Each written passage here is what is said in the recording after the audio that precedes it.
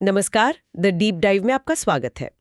आज हम KPI green energy limited के वित्तीय प्रदर्शन की गहराइयों में उतरेंगे। बिल्कुल। हमारे सामने है 31 दिसंबर 2025 को समाप्त हुई तीसरी तिमाही और 9 महीनों के नतीजे। और हमारी ये पूरी बातचीत कंपनी की हालिया इन्वेस्टर प्रेजेंटेशन और 28 जनवरी 2026 को हुई अर्निंग्स कॉन्फ्रेंस कॉल पर आधारित है। तो कोशिश यही रहेगी कि हम आंकड़ों के पीछे की कहानी को समझें। हाँ, और कहानी की शुरुआत एक बहुत ही दमदार आंकड़े से होती है। ये लगातार 7वीं तिमाही है जब केपीआई ग्रीन ने अपना अब तक का सबसे ज्यादा रेवेन्यू दर्ज किया है। 7वीं तिमाही, ये अपने आप में एक बहुत बड़ा स्टेटमेंट है। बिल्कुल। तो चलिए पड़ताल करते हैं कि इस शानदार प्रदर्शन के पीछे आखिर है क्या। अच्छा, तो सबसे पहले जो हेडलाइन नंबर है उन पे एक नजर डाल लेते हैं। हाँ बिल्कुल। सिर्फ Q3 मतलब अक्टूबर से दिसंबर 2025 इस तिमाही में कंपनी की कुल आय रही 676 करोड़ रुपए, जो पिछले साल की इसी तिमाही से 45% ज्यादा है। और टैक्स के बाद का जो मुनाफा है पैट, वो 126 करोड़ पर रहा। इसमें भी 48% की बढ़ोतरी हुई है। इन दोनों के बीच में एक और आंकड़ा है जिस पर ध्यान देना जरूरी है, वो है EBITDA। हाँ, वो 251 करोड़ रहा और उसमें 73% की जबरदस्त बढ़ोतरी हुई है। EBITDA जरूर इसलिए है क्योंकि ये कंपनी के कोर बिजनेस की प्रॉफिटेबिलिटी दिखाता है ना? सही है, मतलब ब्याज और टैक्स चुकाने से पहले का मुनाफा। एग्जैक्टली। तो अगर EBITDA 73% से बढ़ रहा है और रेवेन्यू 45% से, तो इसका सीधा मतलब है कि कंपनी के मार्जिन बेहतर हो रहे हैं। वो हर रुपए की सेल पर पहले से ज्यादा कमा रहे हैं। बिल्कुल सही। और जब हम 9 महीनों के आंकड़ों को देखते हैं तो ये ट्रेंड और भी मजबूत नजर आता है। 9 महीनों में टोटल इनकम थी 1931 करोड़ रुपए 64% की बढ़ोतरी। और पैट यानी मुनाफा 354 करोड़ पर पहुंच गया, 60% ज्यादा। लेकिन यहाँ सबसे दिलचस्प बात एक और है। क्या? कंपनी में सिर्फ इन 9 महीनों में ही पिछले पूरे साल के रेवेन्यू को पार कर लिया है। अच्छा, पिछले पूरे साल यानी FY25 में उन्होंने 1755 करोड़ का रेवेन्यू किया था और इस साल 9 महीने में ही 1931 करोड़। हाँ, ये तो सिर्फ ग्रोथ नहीं है, ये तो ग्रोथ में एक तरह का एक्सेलरेशन है। यही मैं कह रहा था। ये दो चीजें दिखाता है, एक कि उनके पास बड़े प्रोजेक्ट्स आ रहे हैं, और दूसरा जो शायद ज्यादा जरूरी है कि वो उन प्रोजेक्ट्स को समय पर पूरा कर पा रहे हैं।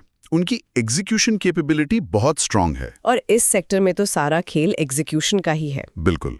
चलिए अब कंपनी के ऑपरेशंस पर आते हैं। उनका कुल पोर्टफोलियो अभी 4.74 गीगावाट से ज्यादा का है। इसमें इंस्टॉल्ड और अंडर कंस्ट्रक्शन दोनों शामिल हैं, और ऑर्डर बुक भी 3.61 गीगावाट से ज्यादा की है, जो मतलब आगे के लिए एक अच्छी विजिबिलिटी देती है। इन ऑपरेशंस को समझने के लिए हमें उनके दो बिजनेस सेगमेंट्स को समझना होगा, IPP और CPP। हाँ, ये समझना बहुत जरूरी है। तो IPP यानी इंडिपेंडेंट पावर प्रोड्यूसर, इसमें कंपनी खुद के सोलर प्लांट्स लगाती है और फिर बिजली बेचती है। मतलब ये एक लॉन्ग टर्म स्थिर आय का स्रोत हो गया। बिल्कुल, जैसे आपने कोई प्रॉपर्टी बनाकर किराए पर दे दी हो। ठीक है। और दूसरा है CPP। CPP यानी कैप्टिव पावर प्रोड्यूसर। ये बेसिकली उनका कंस्ट्रक्शन का बिजनेस है। वो दूसरों के लिए मतलब अपने क्लाइंट्स के लिए प्रोजेक्ट्स बनाते हैं। अच्छा, तो इससे तेजी से रेवेन्यू आता होगा। एक मुश्त। एग्जैक्टली। और केपीआई ग्रीन का पोर्टफोलियो इन दोनों में काफी बैलेंस्ड है।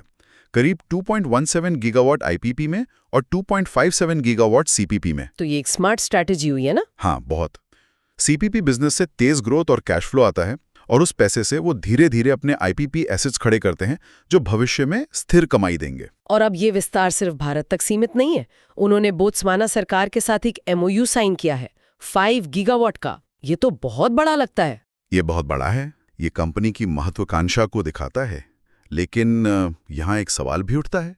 मैनेजमेंट ने कॉल पर कहा कि बोत्सवाना में जो रिटर्न मिलेगा, जो IRR होगा, वो भारत से बेहतर होगा। ये सुनने में तो बहुत अच्छा लगता है, लेकिन क्या इसमें कुछ जोखिम भी है? मतलब एक नया देश, नए नियम कानून, पॉलिटिकल सिचुएशन और करेंसी का रिस्क। आपने बिल्कुल सही नस पकड़ी है। ये एक बहुत ही जायज सवाल है। अभी तो ये सिर्फ एक MOU है। असली चुनौती तो तब आएगी जब काम जमीन पर शुरू होगा। मैनेजमेंट का कहना है कि वो इसे फेज में करेंगे। पहले 500 मेगावाट से शुरू करेंगे। लेकिन हाँ, ये एक बड़ा अवसर है, पर उतना ही बड़ा एक रिस्क भी। इस पर नजर रखनी होगी। अच्छा, अब आते हैं अर्निंग्स कॉल के सबसे दिलचस्प हिस्से पर, एनालिस्ट के सवाल जवाब। हाँ, जहां मैनेजमेंट की असली परीक्षा होती है। मैनेजमेंट का लहजा तो काफी कॉन्फिडेंट था। उन्होंने कहा कि 2030 तक जो 10 गीगावाट का लक्ष्य है वो शायद समय से पहले ही पूरा कर लेंगे। बिल्कुल। और एनालिस्ट ने कुछ बहुत ही अच्छे सवाल पूछे। पहला और सबसे बड़ा सवाल था सोलर पैनल की बढ़ती कीमतों को लेकर, कि अगर आपका कच्चा माल महंगा हो रहा है तो आपके मार्जिन का क्या होगा। और इसका जवाब उन्होंने क्या दिया? ये तो बहुत बड़ा कंसर्न है। हाँ बिल्कुल है, लेकिन उनका जवाब काफी इंटरेस्टिंग था। उन्होंने बताया कि वो इस रिस्क से काफी हद तक सुरक्षित हैं। कैसे? उन्होंने 2 बातें बताई। अपने आईपीपी प्रोजेक्ट्स के लिए, जहां वो खुद बिजली बेचते हैं, उनके एग्रीमेंट में एक क्लॉज होता है अच्छा। जो उन्हें बढ़ी हुई लागत के हिसाब से बिजली का टैरिफ बढ़ाने की इजाजत देता है, तो वहां उनका रिटर्न सेफ रहता है।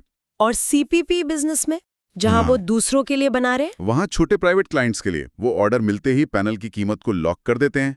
और जो बड़े सरकारी कॉन्ट्रैक्ट्स हैं, हाँ, उनका क्या? सरकारें तो आसानी से बढ़ी हुई कीमतें नहीं मानती। बिल्कुल, ये एक वैलिड पॉइंट है।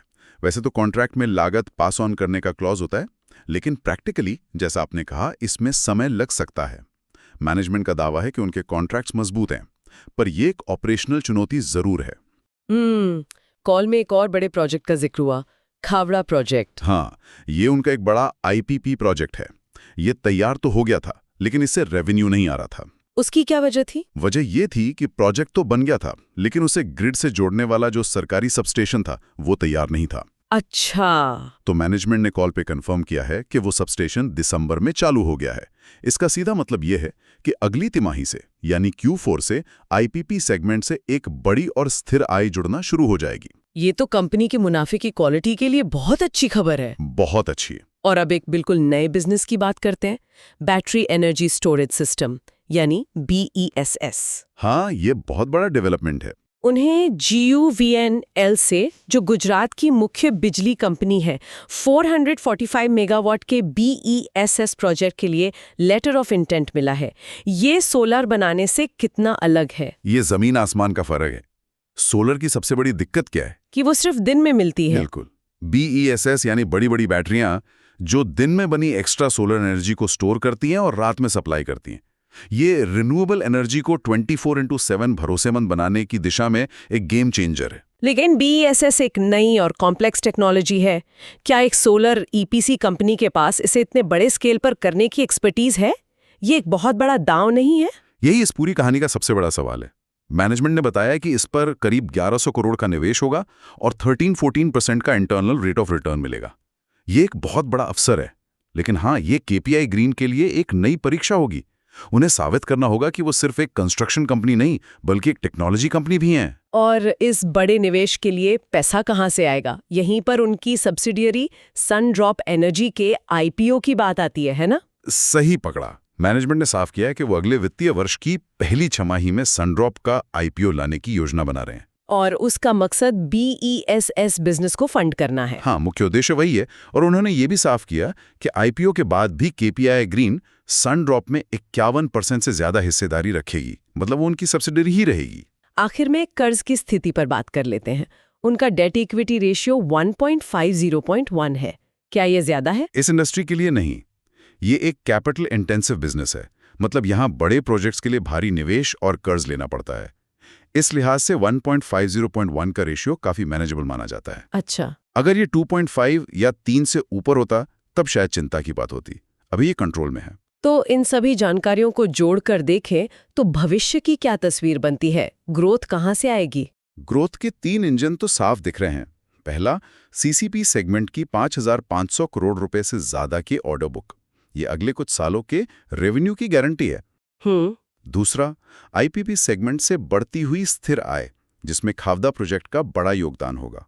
और तीसरा, बोत्सवाना जैसे अंतर्राष्ट्रीय बाजार। लेकिन जो बात मुझे सबसे ज्यादा सोचने पर मजबूर कर रही है, वो है ये नए दांव, BESS और शायद आगे चलकर ग्रीन हाइड्रोजन। क्या ये असली गेम चेंजर है? बिल्कुल, यही वो चीजें हैं जो इस कंपनी को आज की एक सोलर EPC कंपनी से कल की एक इंटीग्रेटेड एनर्जी कंपनी बना सकती हैं। लेकिन यहीं पर सबसे बड़ी चुनौती भी है। और वो क्या है? एग्जीक्यूशन। इतने बड़े पैमाने पर और इतने अलग-अलग तरह के प्रोजेक्ट्स को एक साथ समय पर पूरा करना। क्या मैनेजमेंट भारत में सोलर, बोत्सवाना में IPP और साथ ही एक बिल्कुल नया BESS बिजनेस, इन तीनों को एक साथ संभाल पाएगा? ये उनकी मैनेजमेंट क्षमता की असली परीक्षा होगी। बिल्कुल। तो आज की इस गहरी पड़ताल का सार क्या निकलता है? सार ये है कि केपीआई ग्रीन सिर्फ एक तेजी से बढ़ती सोलर कंपनी नहीं है।